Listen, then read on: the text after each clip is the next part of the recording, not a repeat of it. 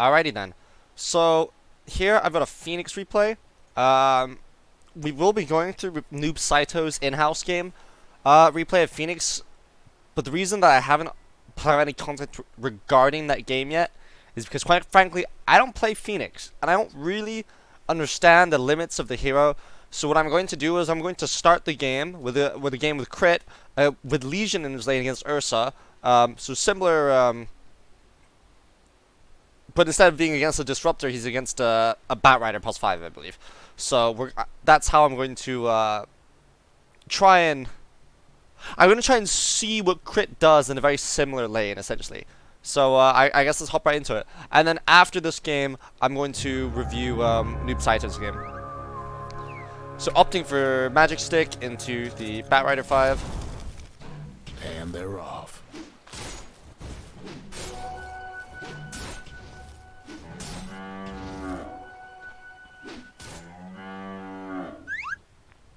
To a future of grief.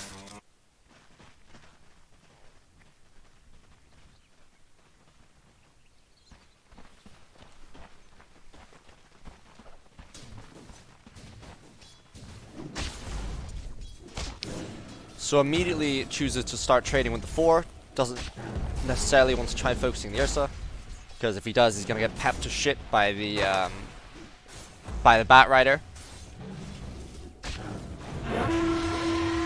Ooh, Legion going W level 1. Very strong. Looks to block the small camp, ensure that they can't split the lanes.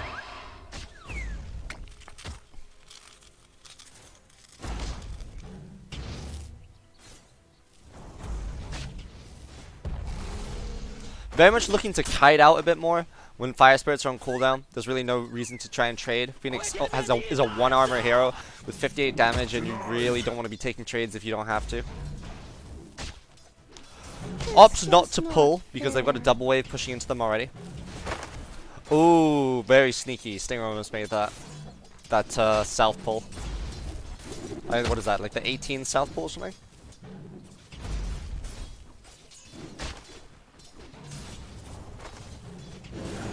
Hello, I'm Gabe Newell. You've just achieved first blood. Thanks and have fun.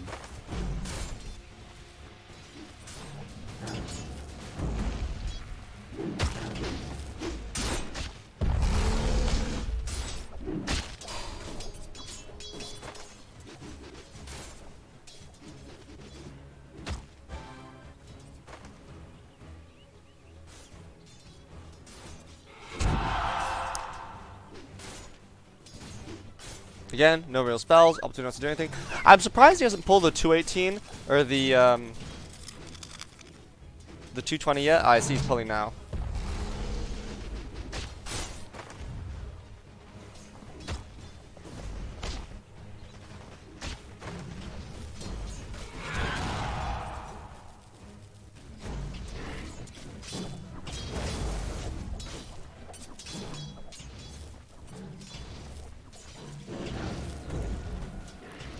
Only starts trading with the Ursa when Fire Spirits are up and when Batrider is not in the area, based on what he saw earlier. Zoning him off the big creep. Bulba lol. Walks small camp again.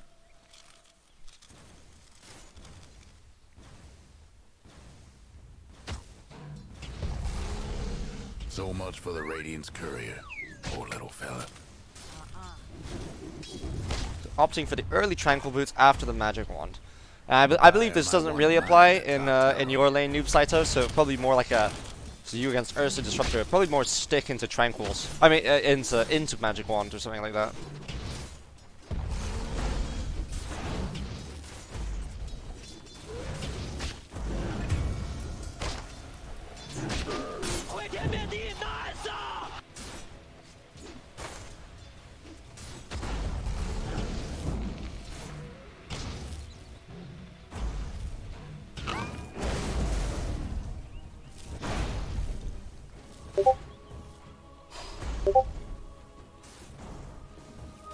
Just what I've been waiting for.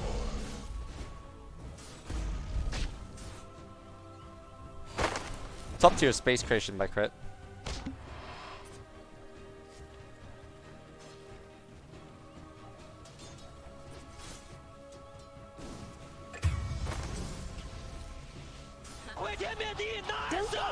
Interrupts the 427 pull this thing was going to make.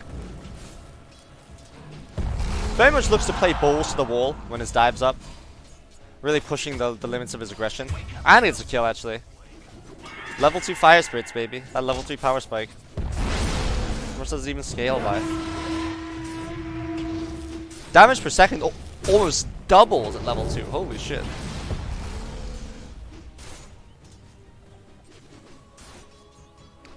So, and after his aggressive posturing, he looks to secure the runes.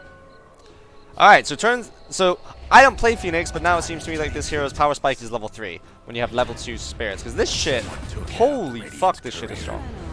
Killing spree. Oh no. 35 damage per second.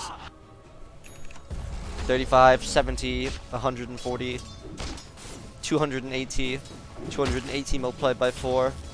It's a fuck ton of damage. Shit. Was that like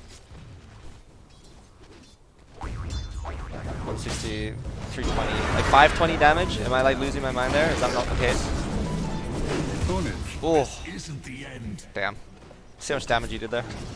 Radiant's mid tower's coming apart. 1 fire spirit, 26 damage, baby. Radiant's gone and fortified their structures. Radiant's mid tower's getting banged up. Ryoya standing. Radiant's mid tower could use a hand. Links up with his DK's power spike. Nice. Radiant's mid tower ain't doing so good. So approaching the 6-7 minute mark, which is when most supports typically look to get some form of aggressive vision in the enemy jungle. We'll see where he decides to place it.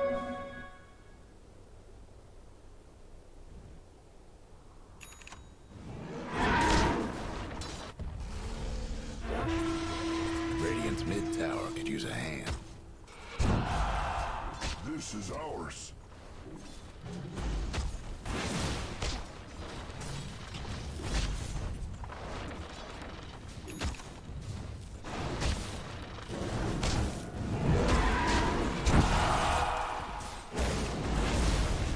Oh, they leave it low so that Ursa has to go next to it, and then they can nuke him. That's pretty cool. That's very, very cool.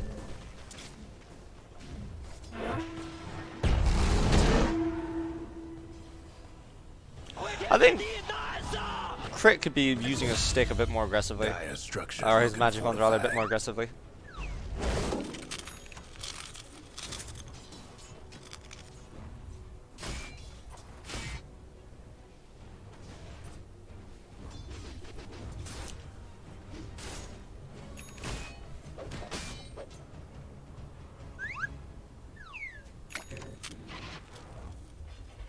Smoke play coming out by Dire side.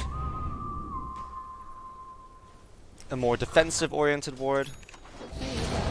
It could indicate that he expects them to be playing his side more than their own, which is fair enough. They'll want to see Monkey and Ursa and Clockwork entering his jungle.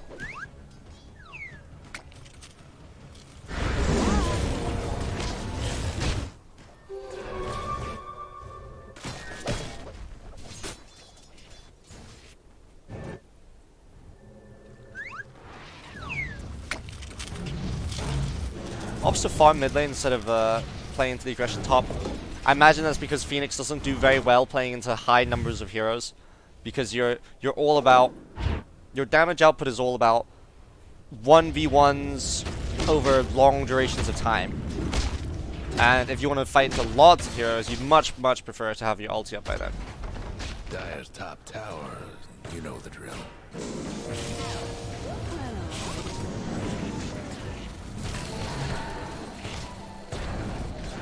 Dominating, I guess. Gone. Arteezy dominating.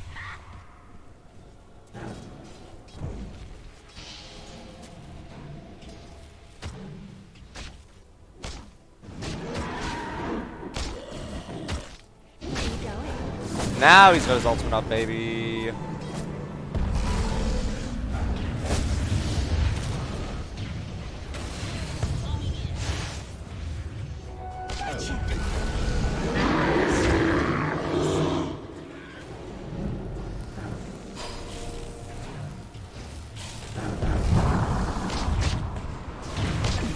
Nah.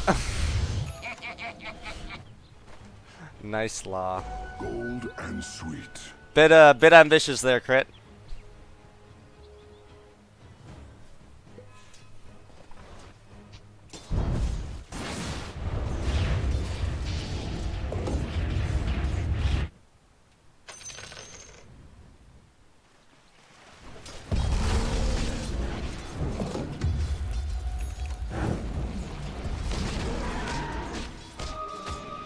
I will rip you apart.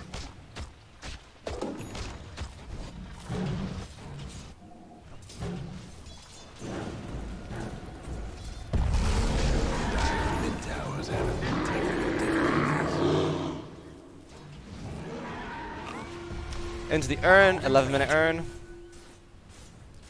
Ghost mode, no real aggressive, hyper-aggressive boards right now. He's got ulti up coming off cooldown. His probably easiest objective to siege is bot, and I imagine he's gonna start moving there. Looks like it at least. Scouts the rune. Depends, how strong is his Legion? Does Legion want to fight yet? Legion's got duel. But he's choosing not to fight with the Legion just yet. Oh, no, now he is, okay. They see they've got their spells up, and they're looking to make an aggressive move. They've got the DK.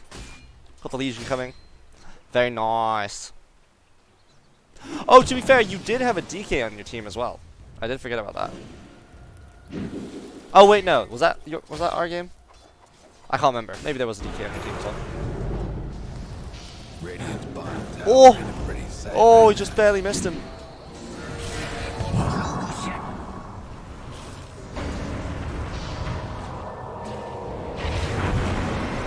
Times it so that he gets the last track. What a player, man. What a player.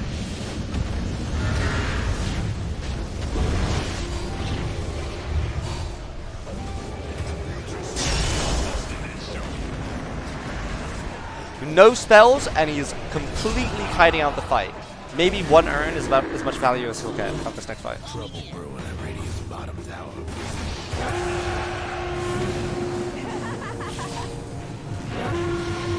Mega kill. Radiant's bottom tower seen better days. Radiant's toughened up their structures.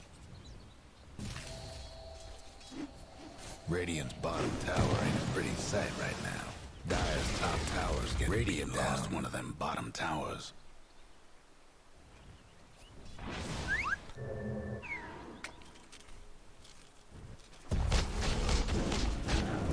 Deep pushes mid.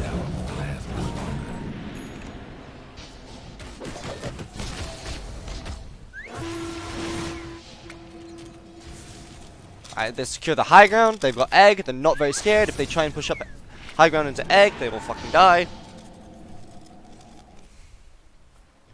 Whereas ulti's back on. See no weaver. The Dire might want to Instant blink initiation. Dire's top tower. You know the drill. No breaking through the Dire's structures for now. Jackpot.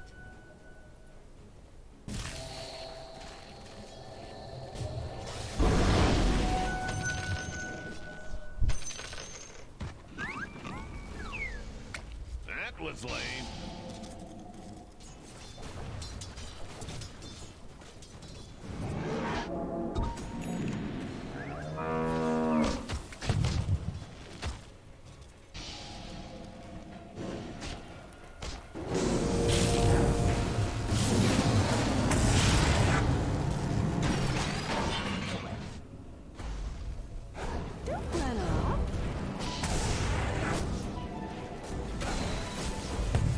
Killing spree.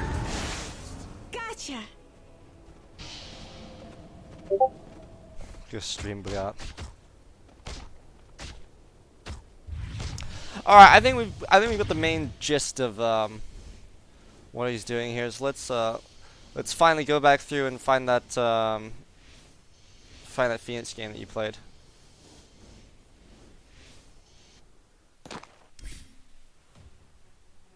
Oh, the DK was on the enemy team, of course.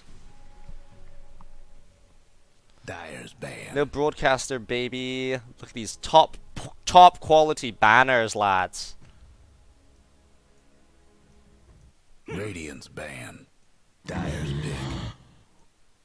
And here we go. So, if we look at starting items then, so, and we'll do a quick comparison as well.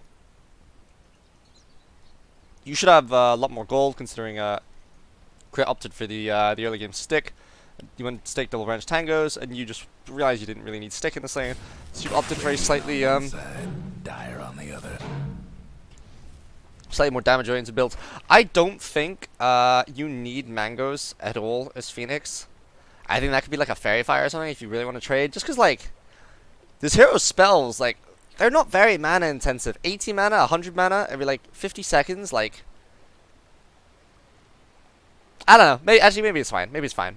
Maybe this hero does have damage issues if you spam it.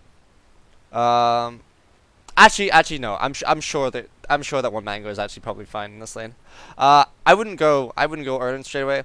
So now that we've seen the crit replay, and we learned what power spikes you have, I would go stick into Tranquils into Urn. Honestly, I think stick in this lane is really nice. If Ursa wants to go aggressive on you, he's going to use 2 spells. A Disruptor, if he wants to go aggressive on you, is going to use 2 spells. So that's 4 spells every single time they try and make an aggressive action. Disruptor wants to be spamming the shit out of his Q as well. Relatively low cooldown.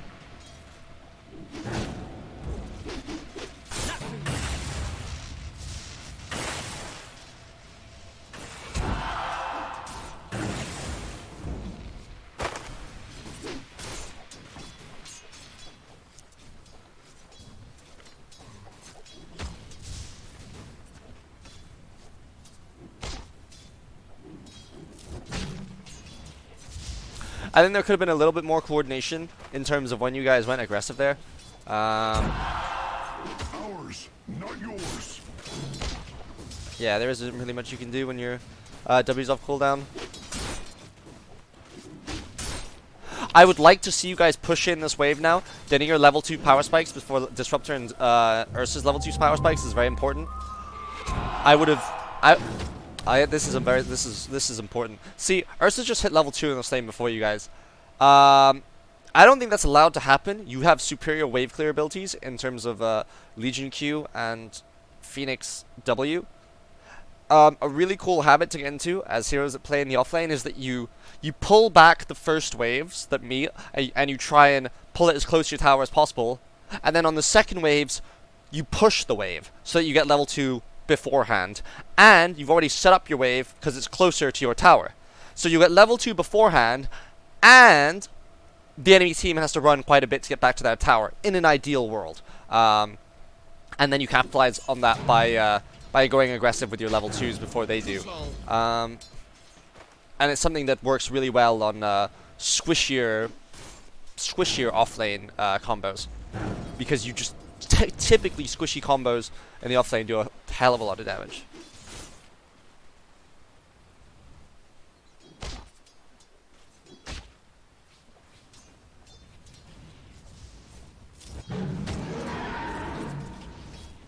I would like to pull the 218 here. I think not pulling in like the first 3 minutes is pretty game losing. To be honest. Oh yeah, let's see your rank as well. What rank are you? Crusader. So I will add that to the thing. Hero rank text. Crusader. Oh, Crusader. Nice. Denied.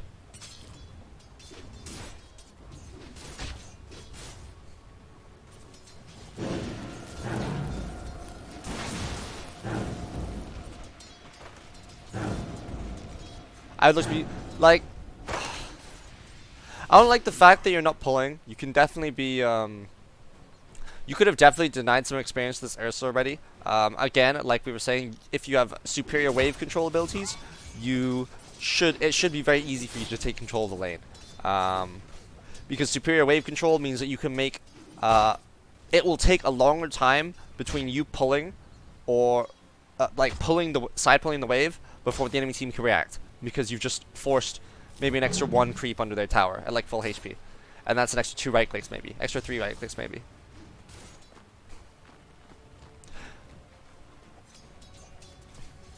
Like, the reason this guy was allowed to contest you is you guys didn't shove this wave under tower straight away.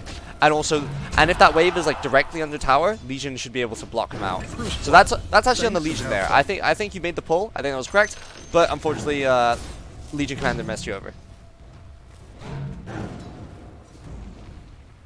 Again, we're now at 348. We haven't seen a single side pull. Like, you should be like constantly forcing this guy over here to fight you. Unless your offlaner is confident and they understand their hero well enough to understand that they can pressure this hero on the tower.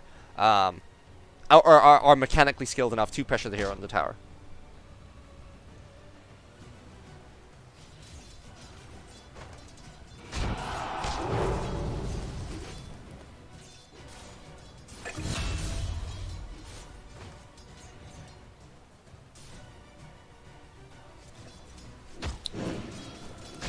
Like, after this trade, I would love to see you just you guys just start leveraging your strength, and then just denying like half a wave of experience every single minute, and then that's a level advantage in terms of how things pan out. I'd also like to see you stack this hard camp. I think having a stacked hard camp as an offlane is probably one of the scariest things in the world if you're a stronger offlane than their safe lane.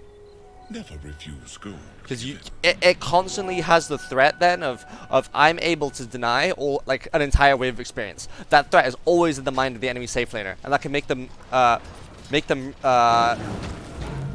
make really unnecessarily aggressive decision making, because they know that if they fuck up and they let you get wave control, that they will lose a wave of experience and gold.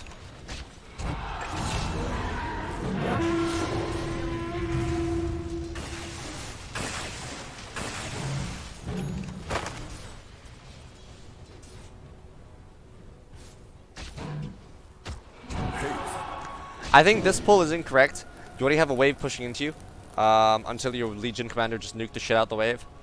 I wouldn't have started making that pull based on the fact that their wave was going to push into us and our wave was in a nice position. But now this pull is maybe okay. But it's not going to work anyway, I think. Oh, it does work. Okay, nice.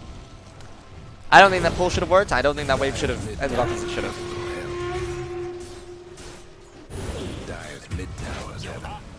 I like that you look at other parts of the map. Very good. Good to have map awareness. Again, I would love to see you stack this hard camp at some point, but we've already talked about that.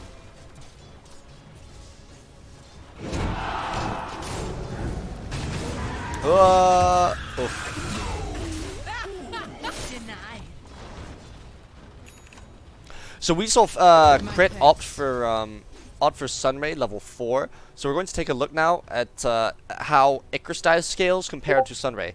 Icarus Dive in terms of damage per second increases by 200%, but then the move slow increases by 3%, cooldown goes down by 2. Sunray does 14 base damage per second, 1.5% max health per second, 6 second.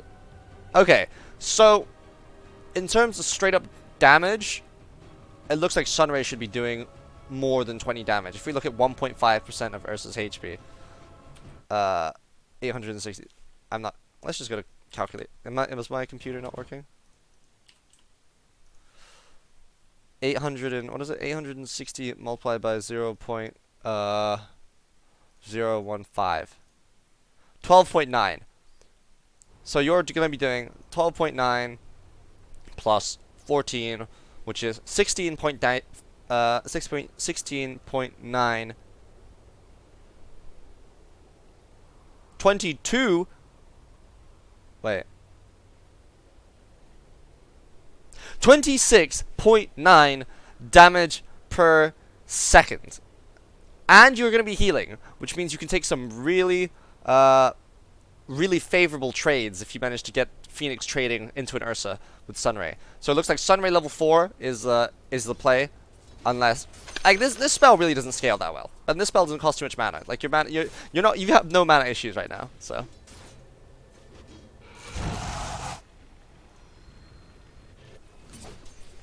I still would like to have seen you. Ah, man, I feel so sad. I would love to see Stick. Like you may have lived there earlier when you died with Stick. Honestly. Dyer's mid tower won't last much longer. I think there could be a bit more efficiency coming out with your Fire Spirit usage.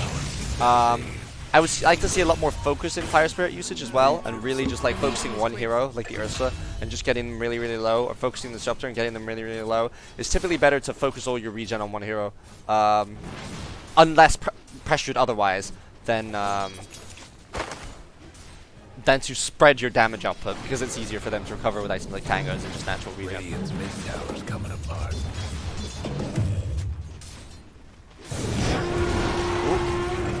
Nice, right away. Oh!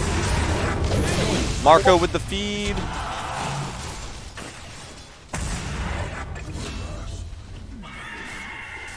I mean, that fight could have been a hell of a lot cleaner. Imagine if you had Sunray there. Those two fights, you may even get 3 kills if you have Sunray there. Like, so we're starting to see now the value of this spell level 4, this 1-2-1 build.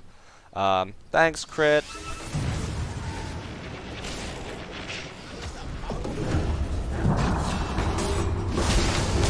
Oh, baby! Thanks for playing Dota 2. Look at these guys go. Who are they?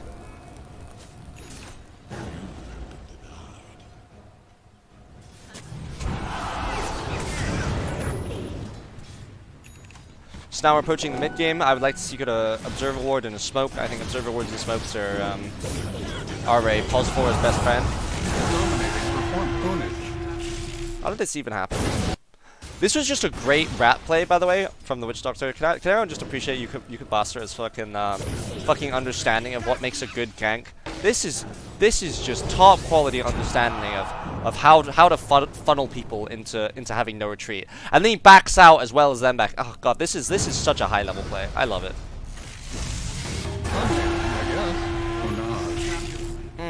Beautiful, beautiful night. Radiant's mid tower's getting banged up. No stick feels bad, man. No slot efficiency feels ultra bad, man. Dire's top tower's getting beat down. Killing spree. Onage. I'm sorry, Marco, you a fucking crack this game. How are you dying so much, actually, to like 2 supports?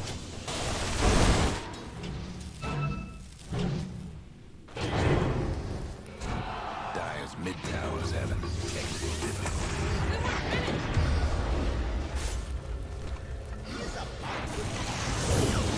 A dominating performance. Mega kill. Onage. Dire's top tower's getting Oh beat my god, down. you're alive. How the fuck are you alive? Alright. Dire's top towers, you know the drill. The Dire went and fortified their structures.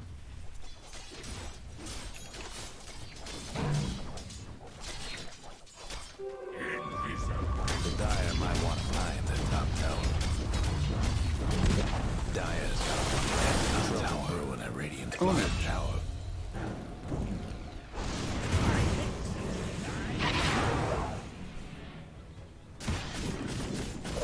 Radiant's bottom tower seen better days.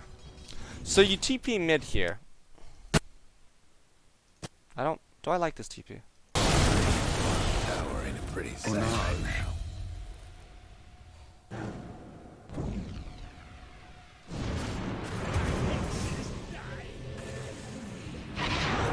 I guess it's a decent TP, but everyone's kiting out now, so...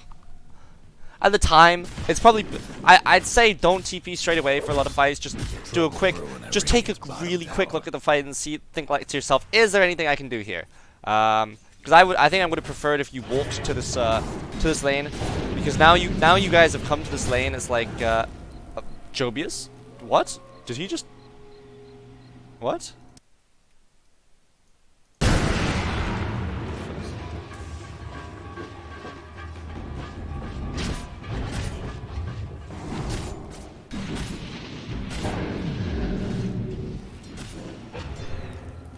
What? What the fuck? Never refuse gold. Why? Why do you need to use 2 there? Alright. Yeah, because as I was saying, you're giving up control of top lane with such an early TP, and I kind of makes me feel a bit iffy, honestly. Gold and sweet. From the tempest of battle. This will do nicely. I would like to really see you just sitting on this high ground up here and like just taking control of this entire part of the map with Legion. I think if you have wards in an area, Phoenix is one of these amazing just zoning control heroes that are like hard to kill and extremely dangerous to try and fight up to high ground. As we saw last game, Crit understood the value of his hero and really aggressively postured himself on these stairs, and that's probably one of Phoenix's greatest strengths as a hero. How even as a support, she can basically secure jungle entrances as a support, and it's phenomenal. I would really want to see your team playing more aggressively top lane if possible, and then collapsing on mid. Ideally like shove where is it? Hero Trace. Ideally like shoving wave and then moving up here and then posturing up here and just taking a free mid tower. And also we talked about your TP usage earlier being very preemptive, and now we're seeing the drawbacks of such an early TP without really considering if you were needed. I die, Witch Doctor dies, but I think that's more down to me and Witch Doctor being garbage than the mistake particularly.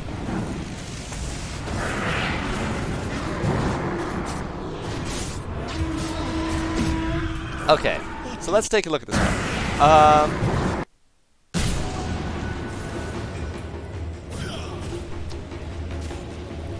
So you have 3 fire spirits.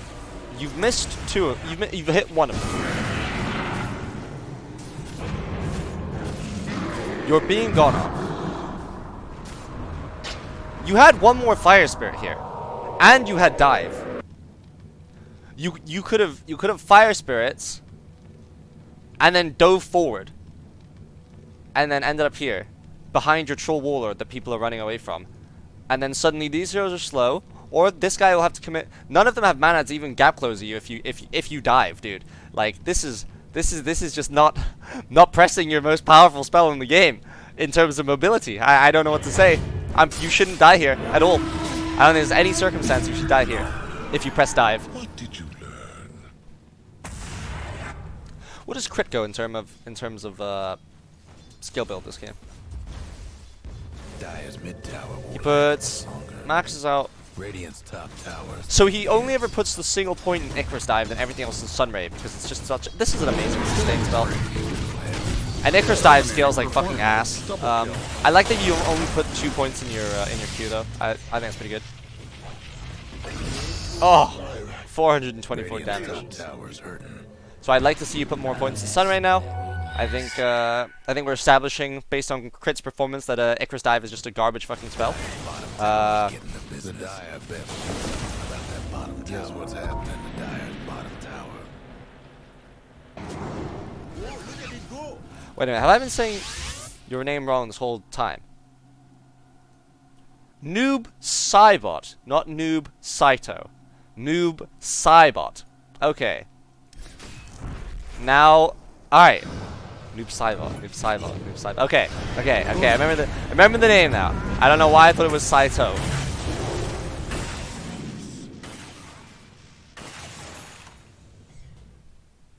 Double damage. Dire's top tower's getting beat down. Can't do nothing about Dire's structures right now. Dire's seen better days. You know the drill. Mega kill.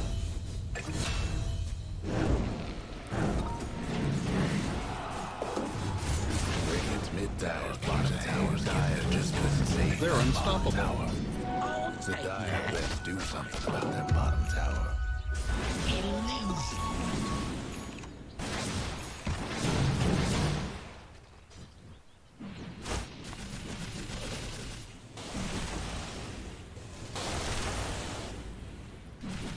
Radiant's bottom tower. Nice, you're posturing on the high ground. I think this could have been done a bit earlier.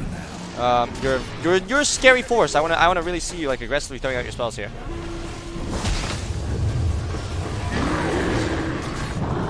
Ugh, okay. I'd say that was a bit aggressive in terms of posturing. I would have liked to see you get by the stairs before ulting, but I think that's still fine.